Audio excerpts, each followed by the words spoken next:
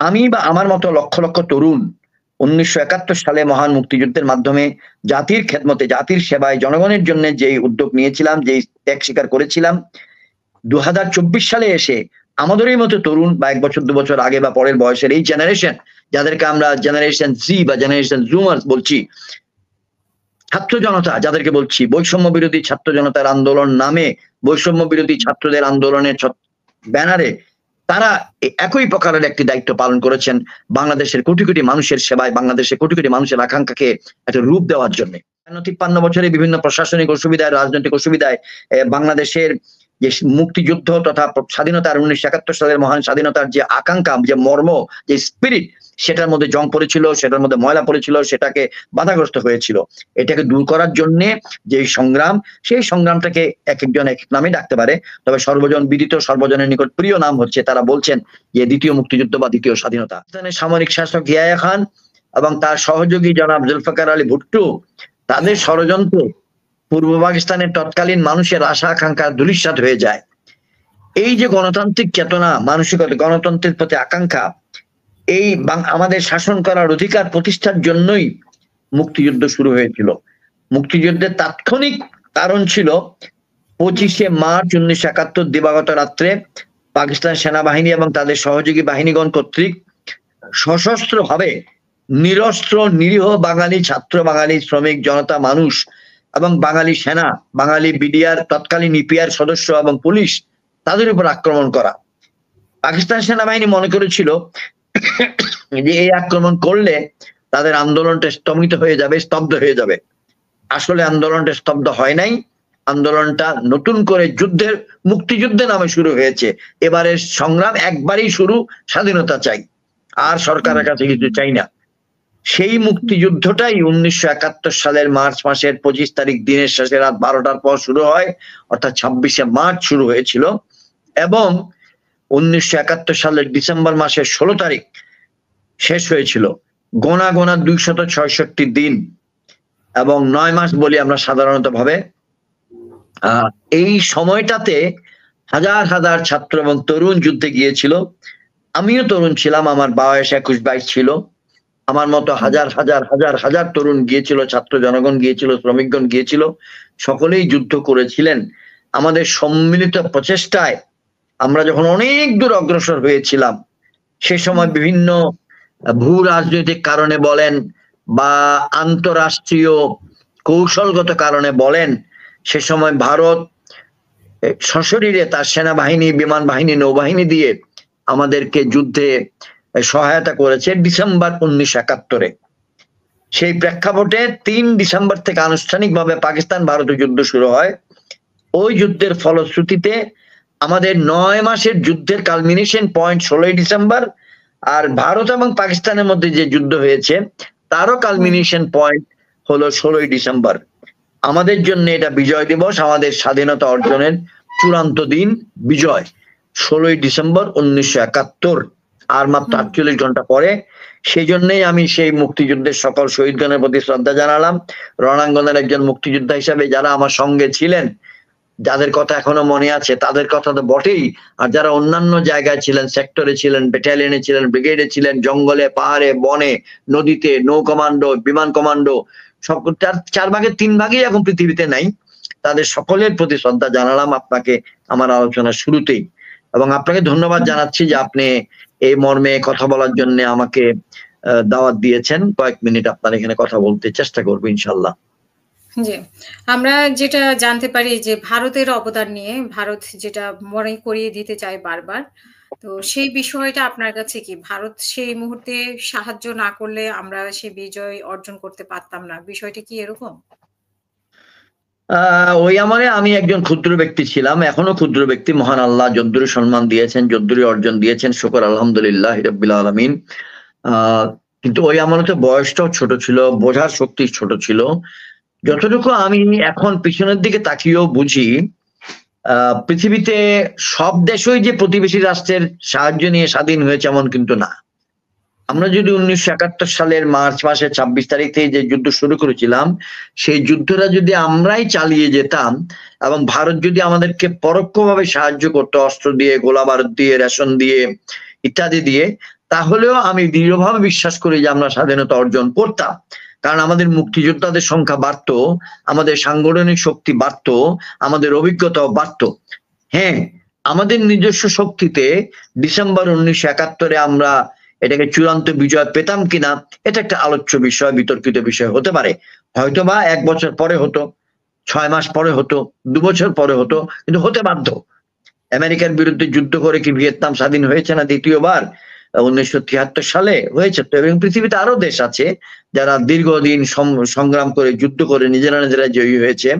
তা আমি সেই জন্য আপনার প্রশ্নটার উত্তরে বলবো, এটার কংক্রিট উত্তর হ্যাঁ বা না সময় মেপে বলা মুশকিল। আমি আমার মূল্যায়নটা বললাম, অবশ্যই আমরা নিজেরা যুদ্ধ করলেও স্বাধীনতা বা বিজয় ইনশাল্লাহ পেতাম। তাদের কাছ থেকে বা অন্য যে কোনো রাষ্ট্রের কাছ থেকে আমাদেরকে পরোক্ষ সহায়তা তখন নিতেই হতো। এখন কেন তারা সেই ডিসেম্বরের 3 তারিখ অফিসিয়ালি বা আনুষ্ঠানিকভাবে পাকিস্তান নামক রাষ্ট্রের বিরুদ্ধে যুদ্ধে গেলেন, সেটা ওই আমাদের ভূ রাজনৈতিক বা আন্তঃরাষ্ট্রীয় কারণে সেটা হয়েছিল আর কি। আর আরেকটা প্রশ্ন, সেই মুক্তিযুদ্ধকে নিয়ে, মুক্তিযোদ্ধার মানে শহীদদের সংখ্যা দিন দিন বাড়ছে। শহীদরা মানে একরকম সংখ্যা ছিল যখন আমরা শুনেছি যে যখন শহীদ হয়েছেন সেই সংখ্যাটা ছিল, আমি যদি ভুল না করি, 60,000 কি 80,000 এরকম একটা পরিমাণ। এখন 2.5 লাখ 3 লাখ এরকম শোনা যায়। তো এই শহীদদের তালিকা কিভাবে দিনের পর দিন বাড়তে থাকলো? আমি প্রশ্নের উত্তর আমার পক্ষ থেকে যতদূর বুঝি ততদূরই দিব। সেটা হলো যে এখন তো 53 বছর হয়ে গিয়েছে। আমরা যারা বাংলাদেশ সেনাবাহিনীতে চাকরি করতাম এবং দীর্ঘদিন স্বাধীনতার পরেও দীর্ঘদিন চাকরি করেছি, আমাদের সেনাবাহিনীতে কিন্তু শহীদদের তালিকা আছে, এবং যারা পুলিশ বাহিনীতে ছিলেন তাদের তালিকা পুলিশ বাহিনীতে আছে। যারা তৎকালীন ইপিআর থেকে গিয়ে মুক্তিযুদ্ধে যোগদান করেছিলেন তাদের তালিকা ইপিআর তথা পরবর্তীতে বাংলাদেশ রাইফেলস বিডিআর এর কাছে আছে। যারা নৌবাহিনী বিমান বাহিনী তাদের কাছে আছে। অর্থাৎ মুক্তিযুদ্ধে যারা সাংগঠনের মধ্য দিয়ে করেছে যুদ্ধ তাদের তালিকাটা আছে। আপনি যে যুদ্ধের যে সংখ্যাটার কথা বলছেন এটা কিন্তু নিশ্চিতভাবে শুধুমাত্র রণাঙ্গনের মুক্তিযোদ্ধা শহীদগণের কথা বলছেন না, আপনি বলছেন সামগ্রিকভাবে 9 মাসের মুক্তিযুদ্ধে বাংলাদেশের পক্ষ থেকে শাহাদত বরণ করা মানুষের সংখ্যা। এই মানুষের সংখ্যা স্পেসিফিক্যালি আমার পক্ষে নিশ্চয় দিয়ে কোনো ফিগার বলা সম্ভব না, সম্ভব অনুমান করি যে আপনার পক্ষেও সম্ভব না। এটা নিয়ে অনেক গবেষক অনেক রকম বক্তব্য দিয়েছেন। আমরা বহু বছর আগের থেকে দাবি করে এসেছি যে সময় এবং সুযোগ থাকতে সারা বাংলাদেশে যদি প্রত্যেকটা গ্রামে বা ইউনিয়নে এই শহীদদের স্মরণে স্মৃতিস্তম্ভ নির্মাণ করা হয় এবং সেখানে শহীদগণের নামে তালিকা দিয়ে দেওয়া হয়, তাহলে আমরা নিশ্চয়ই জানতে পারবো প্রত্যেকটা গ্রামে বা ইউনিয়নে বা উপজেলা ভিত্তিতে কতজন 1971 সালের মহান মুক্তিযুদ্ধে শাহাদত বরণ করেছিলেন। আমরা অবশ্যই আমরা বাংলাদেশের মুক্তিযুদ্ধের লিটারেচারে, বাংলাদেশের মুক্তিযুদ্ধের সাহিত্যে 30 লক্ষ শহীদের কথা আমরা সবসময় বলছি, কিন্তু এটাকে এস্টাবলিশ করার জন্য, এটাকে আরো দালিলিক করার জন্য যদি এরকম একটি উদ্যোগ সরকার নিতেন তাহলে হয়তো ভালো হতো। কিন্তু কোন সরকারই সেরকম একটা উদ্যোগ নেন নাই, এবং কেন নেন নাই সেটা তার আমি বলতে পারছি না বা আপনিও বলতে পারবেন না।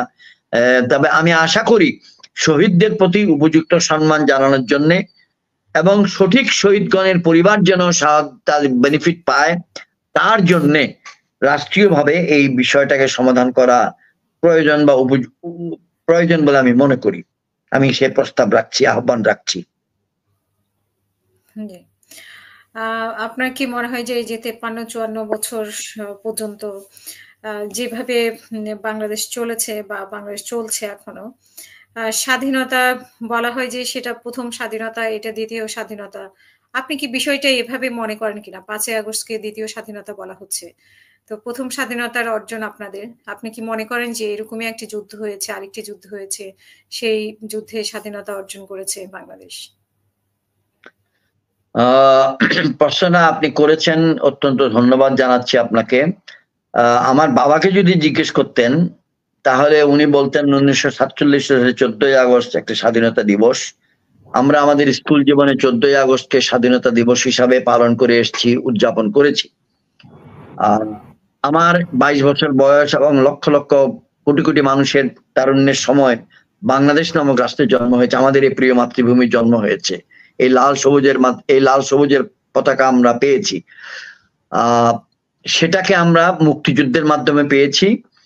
এটাকে আমাদের লিটারেচারে, আমাদের সাহিত্যে এটাকে স্বাধীনতার যুদ্ধ না বলে মুক্তিযুদ্ধ হিসাবেই অভিহিত করা হয়েছে।